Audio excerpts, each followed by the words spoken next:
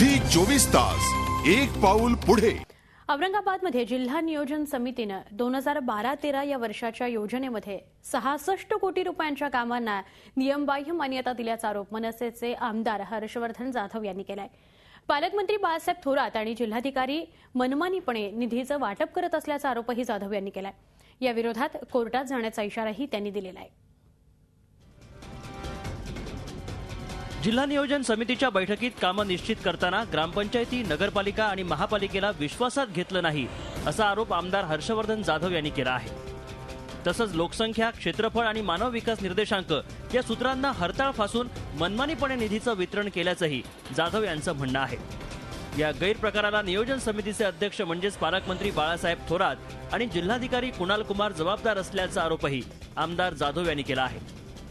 जिल्ह्याच्या 2012-13 या वर्षाच्या जिल्हा विकास योजनेत मंजूर करण्यात आलेली कामं रद्द करण्याची मागणीही आमदार जाधव यांनी केली आहे।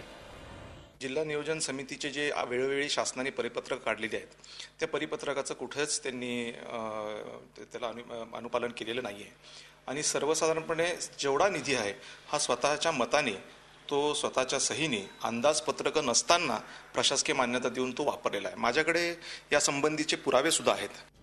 महापालिकेकडूनही जिल्हा नियोजन समितीनं कुठलंही अंदाजपत्रक मागवलं नसल्याचा आरोप उपमहापौर प्रशांत देसरडा यांनी केला आहे। त्यांचा धंदाच हा आहे की जिथं त्यांची सत्ता आहे, जिथं त्यांचा आमदार आहे, तिथंच फक्त निधी वाटप करणं आणि मोठ्या प्रमाणावर ती निधी वाटप फक्त कॉन्ट्रॅक्टर आणि तिथल्या लोकप्रतिनिधीसाठी आणि अधिकाऱ्यांसाठी आहे। जिल्हा नियोजन समितीची सर्व कामं नियमानुसारच आहेत। जाधवांना कोर्टात जायचं असेल तर जाऊ द्या, त्यांना कोर्टातच उत्तर देऊ असं उत्तर पालकमंत्री थोरात यांनी दिलं आहे।